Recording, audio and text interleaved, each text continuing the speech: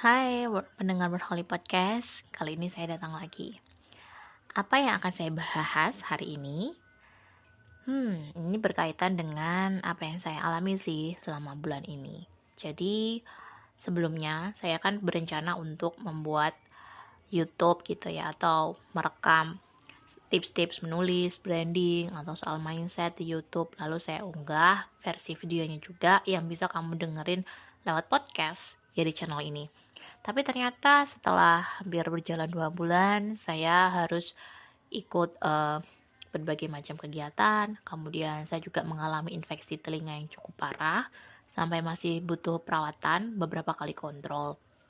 Hal-hal yang di luar kendali hingga membuat saya hanya bisa fokus untuk menulis, lalu ngisi kelas-kelas nulis juga, dan juga mentoring privat. Apakah saya merasa ada sesuatu yang kurang? Ya, pasti. Jadi, kali ini saya ingin mungkin membagikan beberapa hal cerita jujur gitu ya, buat kamu yang sedang mengalami yang namanya fase ngerasa kurang, ngerasa nggak perfect, ngerasa kecewa sama progresnya karena banyak hal di luar dugaan yang berasal dari luar diri kita yang akhirnya membuat fokus kita tidak bisa enjoy dan akhirnya kita miss dari goal. Dengerin podcast ini sampai selesai. Nah, sekarang apa sih hal yang saya rasakan ketika ada banyak hal atau banyak aktivitas yang tertunda? Contohnya rencana saya untuk membuat podcast mingguan sekaligus juga yang terhubung sama channel YouTube di Workaholic Class. Yang pertama pasti ada merasa ketertinggalan karena meskipun goal saya di satu semester 2025 kemarin itu alhamdulillah udah tercapai.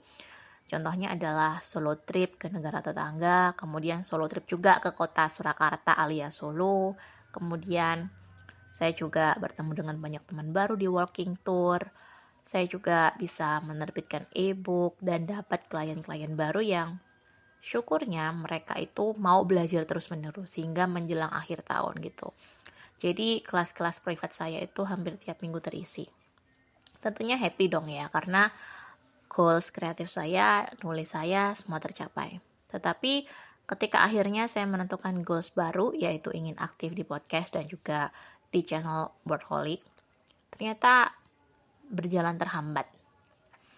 Ya pastinya down juga, apalagi ketika terkena infeksi ini saya juga mengalami yang namanya kejadian malpraktek. Jadi di spesialis THT pertama itu dokternya itu asal-asalan gitu ngasih diagnosanya. Jadinya saya dikasih obat yang malah bikin telinga kanan saya semakin hampir hancur bagian dalam. Untungnya masih bisa terselamatkan gitu ya, walaupun ya perawatannya lumayan harus sabar gitu. Biayanya juga nggak murah, makanya akhirnya saya pakai BPJS gitu ya. Hampir tiap minggu saya kontrol. Doakan cepat sembuh ya teman-teman. Nah sekarang perasaan merasa tertinggal itu ketika saya melihat teman-teman yang ada di Threads, teman-teman penulis itu jualan produk digitalnya lebih kencang.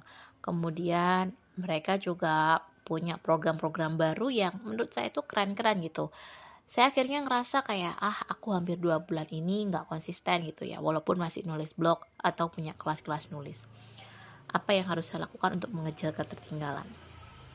Sekali lagi, yang saya lihat adalah pencapaian orang lain. Padahal memang bukan salah saya juga ya, karena namanya sakit, kesibukan, dan tanggung jawab baru, apalagi di pertengahan tahun ini hingga pertengahan tahun ke depan, saya mendapat tanggung jawab sebagai ketua klub Toastmasters, yaitu Eagle Toastmasters Surabaya, untuk jadi ketua sekaligus juga public relation-nya. Nah, ini jadi banyak hal yang harus saya pikirkan itu untuk perkembangan klub dan juga perkembangan untuk Workaholic Class saya. Saya membandingkan diri sendiri dengan pencapaian orang lain. Tetapi akhirnya saya ingat lagi gitu ya, dengan apa yang sering saya katakan kepada teman-teman saya yang belajar mindset shifting.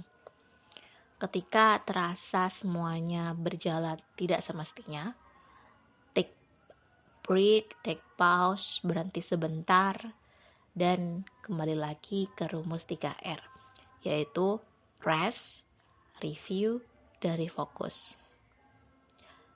Kalau soal rest pastinya sudah saya lakukan, karena saya akhirnya tidak melakukan rekaman baru di kanal podcast, apalagi di kanal YouTube.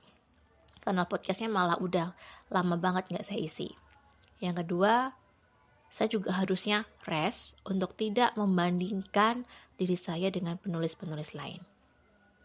Ya namanya juga manusia ya, meskipun saya juga seorang life coach, pastinya nggak segampang itu kita happy every time, all the time gitu. Apalagi ketika namanya cewek, lagi datang bulan, wah lebih nggak karu-karuan kan emosinya, lebih nggak stabil. Cuma akhirnya ya saya ingat lagi gitu sama metode yang udah saya bikin, ya udah rest dulu. Kemudian saya review, apa yang mau saya fokusin kali ini. Saya tahu, oke, yang pertama adalah project nulis saya pribadi yang pengen saya ikutin bulan ini, semoga kekejar gitu ya sesuai deadline. Yang kedua adalah mikirin soal progres perkembangan peserta kelas nulis saya dan juga komentar di Wordholic Class. Yang ketiga, ya fokusin aja sama hal yang saya bisa. Kalau emang belum bisa rekaman podcast baru atau bikin video baru untuk tips-tips di channel Wordholic Class, nggak apa-apa. Ya udah saya publikasi aja tulisan-tulisan yang udah saya punya di draft untuk artikel. Ternyata setelah saya menata ulang, setelah saya review, itu lebih ringan gitu.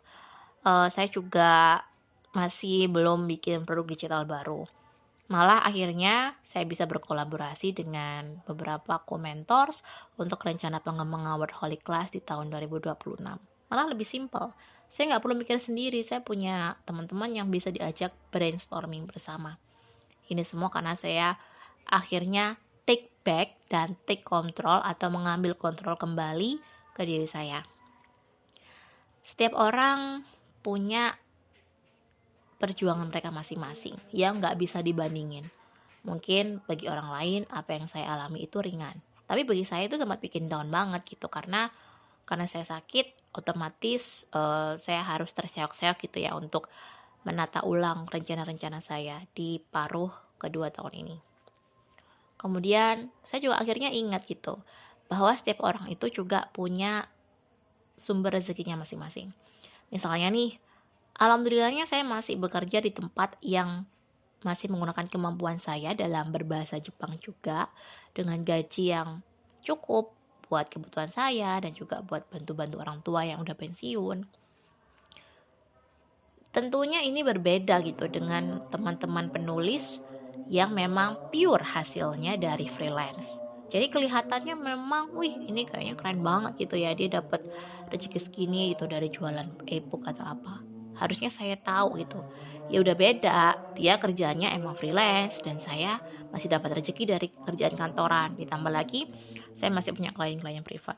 Jadi intinya kalau saya banding-bandingin sama orang lain yang memang posisinya berbeda, situasinya berbeda, itu sebenarnya nggak masuk akal gitu kan. Tapi namanya manusia ya. Oke, akhirnya saya terima. Kalau misalnya nih kamu seorang ibu rumah tangga yang lagi fokus nulis, kemudian kamu lihat ada penulis lain di platform yang sama, kemudian penghasilnya lebih gede. Pasti kamu pengen dong seperti mereka gitu kan. Apalagi kalau misalnya kamu udah nulis lama banget. Jangan putus asa dulu, jangan kecewa dulu. Coba kamu cek kembali. Kalau mereka punya medsos, cek apa yang mereka lakukan, bagaimana cara promosi mereka. Lalu kamu mungkin mengasah kembali hal-hal yang perlu kamu kembangkan. Entah baca buku soal branding lebih banyak, belajar cara bikin konten lebih bagus, dan lain-lain. Jadi akhirnya kamu pegang kontrol. Kamu nggak ngasih kontrol emosimu kepada hal-hal yang nggak bisa kita kontrol, yaitu hal-hal di luar kita. Nah, semoga cerita saya ini bisa sedikit memberikan inspirasi buat kamu yang sekarang sedang mengalami fase ngerasa insecure dan juga ngerasa down. Semoga saya bisa aktif lagi untuk bikin podcast lebih rutin gitu ya. Yang pastinya please dengerin selalu podcast Kata Revi dan sampai jumpa di episode berikutnya.